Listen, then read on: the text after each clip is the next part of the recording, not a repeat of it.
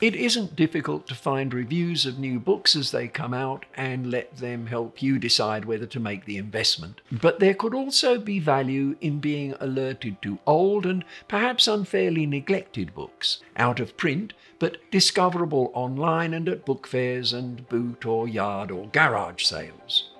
With that in mind, I thought I would acquaint you with two books originally published in France. One by J. Benoit Méchain, and here I issue a blanket apology for all present and future mispronunciations, deals with the fall of France. The other takes us to the other end of the war and the Valkyrie plot to assassinate Hitler. Benoit Méchain's 60 Days That Shook the West was originally published in 1956, the English version appearing in 1963. 1956, it is worth noting, was 2 years after the author had been released from prison. He served the Vichy government, was sentenced to death for collaboration. This was commuted and his life sentence was remitted. So Benoit Méchain's position as an author was not that of an unbiased historian. Julian Jackson, in his excellent The Fall of France, commends the book as extremely well documented, but notes that it did not pretend to objectivity. Subjectivity for a student of history has its advantages. It can offer different perspectives and an insight into the opinions of the day. 60 Days That Shook the West does all of that. Written by a man who was photographed standing alongside Hitler and whose magnum opus was a 10-volume history of the German army, the book should not be your only source of information on the astonishing collapse of May-June 1940. But it abounds in detail and quotation, and it should, in my opinion, be on the reading list of anyone interested in that dramatic time.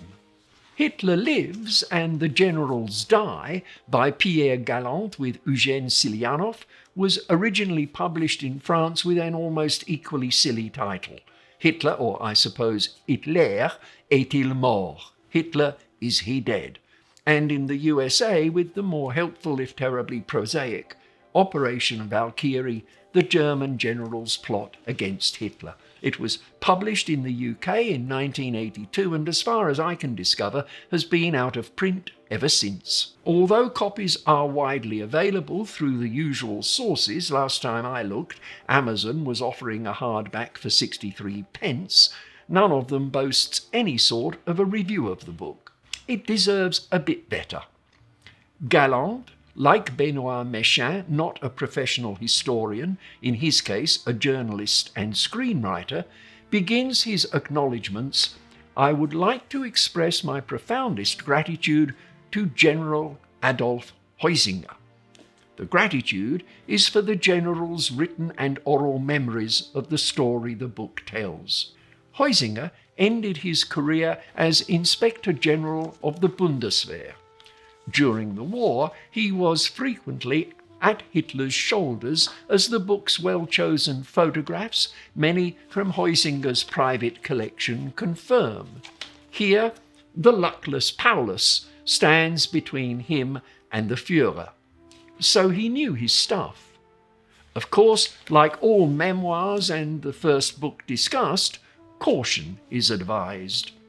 Himmler complained that while every German was in favour of the government's actions, they also all had their particular good Jew.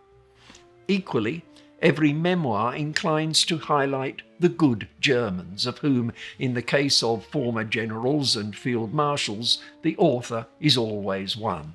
But that caveat should not deter anyone from reading Galland's book, and for a number of reasons. It is about Operation Valkyrie, but rather more.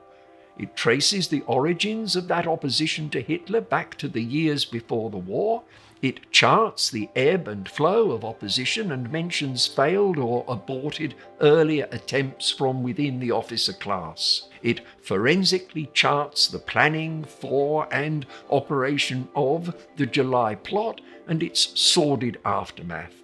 It certainly told me much more than I knew about von Stauffenberg and his circle, and rather more than you will learn from Tom Cruise. And most importantly, it tells the story in a very readable, almost journalistic way. And if that means that much of the reported dialogue is at best reconstructed and at worst concocted, well then, don't let this book be your sole source of information on this important event. But at 64p, or even a few quid, it is well worth hunting out and learning why Hitler did not die at Rastenburg, and which generals, because of his survival, did pay with their lives.